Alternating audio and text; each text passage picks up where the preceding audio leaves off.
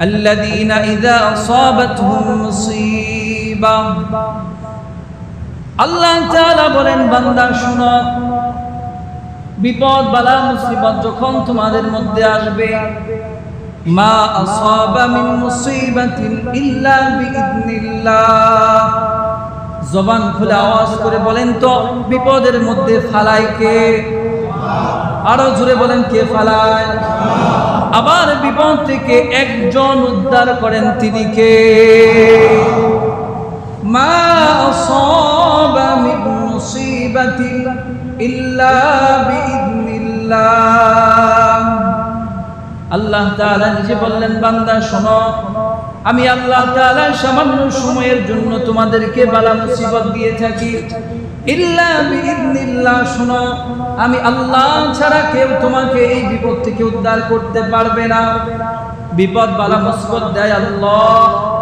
আবার বিপদ থেকে উদ্ধার করেন আল্লাহ الذين إذا أصابتهم مصيبة قالوا إنا لله وإنا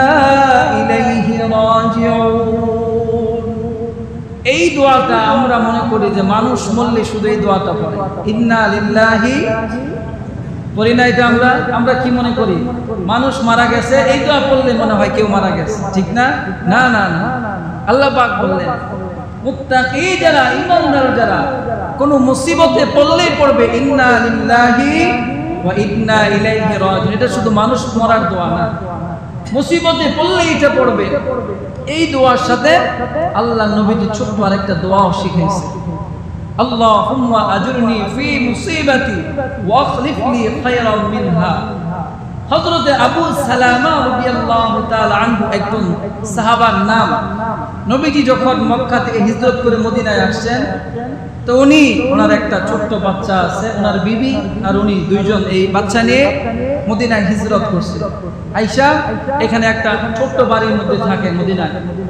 মদিনার মধ্যে কোনো আত্মীয় স্বজন নাই পরিচিত মানুষ নাই হযরত আবু সালামা সারা দিন পরিশ্রম করে খাটাখাটনি করে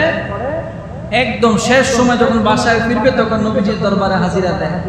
দিয়া কিছু নবীজির কাছ থেকে নসিহত শুনে ইলম শিখা তারপরে বাসায় যায় নবীজি একদিন রাতের বেলা এই ছোট্ট দোয়াটা বললেন শোনো আমার সাহাবারা কোন মানুষ যদি মুসিবতের মধ্যে পড়ে বিপদের মধ্যে পড়ে সে এই দোয়াটা পড়ে আল্লাহুম্মা আজুরনি ফি মুসিবাতি ওয়া আখলিফ লি খায়রান মিনহা এই দোয়াটা যদি সে পড়তে পারে তো বিপদের মাধ্যমে যা সে হারিয়ে ফেলবে আল্লাহ তাআলা তার চেয়ে উত্তমটা তাকে দান করে দেবেন সুবহানাল্লাহ নবীজি বলছেন এই কথাটা আবু সালামা বাড়িতে এসে তার বিবিকে শিখাইছে উম্মে সালামা নবীজি বলছে কখনো যদি বিপদে পড়ে যাও মুসিবত চলে আসে তখন এই দোয়াটা পড়বা আল্লাহ তাআলা উত্তম একটা জাযা তোমাকে দিবেন কয়েকদিন যাওয়ার পরে খবর আসছে উম্মে সালামার কাছে উম্মে সালামা তোমার স্বামী আবু সালামা তো মারা গেছে বলেন তো আমাদের দেশের মহিলারা যদি হয়তো অন্য এক জায়গায় গিয়ে বাড়া থাকে নিজের জায়গা ছেড়ে ওই জায়গায় স্বামী আর সন্তান ছাড়া পরিচিত কেউ নাই ওই সময় যদি মহিলার কাছে খবর আইতো তোমার স্বামী মারা গেছে মহিলার অবস্থা কি হইতো কিন্তু উম্মে সালামা তো সাহাবাদের স্ত্রী সে চোখের পানি বের হয়ে গেছে ঠিকই কিন্তু সাথে সাথে বললেন ইন্না লিল্লাহি ওয়া ইন্না ইলাইহি রাজিউন এটা পড়ে বললেন আল্লাহুম্মা আজুরনি ফি মুসিবাতি ওয়া আখলিফ লি খায়রান মিনহা এই দোয়াটা পড়ছেন আর ইয়াকিন করছেন আল্লাহর নবী বলছে বিপদে বালা মুসিবতে পড়লে এই দোয়া পড়লে যা হারাইবে তার চেয়ে উত্তমটা আল্লাহ পাক দিবে এই ইয়াকিনটা ভিতরে ছিল স্বামী মারা গেছে আবু সালামা কয়েকদিন পরে এই উম্মে সালামার মধ্যে অভাব চলে আসে সংসারের মধ্যে অনেক সাহাবারা তাকে প্রস্তাব দিছে উম্মে সালামাকে বিবাহ করার জন্য কিন্তু ওনার ইয়াকিন ছিল আল্লাহ নবী বলছেন যা হারাবে তার চেয়ে উত্তমটা দিবেন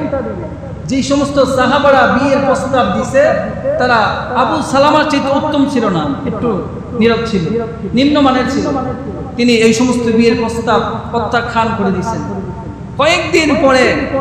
আল্লাহর রাসূল সাল্লাল্লাহু আলাইহি সাল্লাম নিজে উম্মে সালামাকে বিবাহ করার জন্য প্রস্তাব দিয়েছেন সুবহানাল্লাহ বলেন তো এই পৃথিবীর মধ্যে মুহাম্মদ সাল্লাল্লাহু আলাইহি সাল্লাম থেকে শ্রেষ্ঠ কোন মানুষ আছে আছে? তার আবু সালামা যদি শ্রেষ্ঠ মানুষ মুহাম্মদ সাল্লাল্লাহু আলাইহি সাল্লাম, কেন? উম্মে সালামার ইয়াকিন ছিল আল্লাহ নবী বলছে বিপদে পড়ে যদি কেউ এই দোয়া পড়ে আল্লাহ পাক এর চেয়ে উত্তম একটা মিলাই দিবে। এই জন্য উম্মে সালামার ইয়াকিন ছিল আমার স্বামীর চাইতে আরো শ্রেষ্ঠ মানুষ আল্লাহ পাক মিলাই দিবে। ইয়াকিন আর বিশ্বাস থাকার কারণে এই পৃথিবীর শ্রেষ্ঠ মহামানব মুহাম্মদ সাল্লাল্লাহু আলাইহি সাল্লামকে আল্লাহ পাক উম্মে সালামার স্বামী বানায় দিয়েছেন। সুবহানাল্লাহ।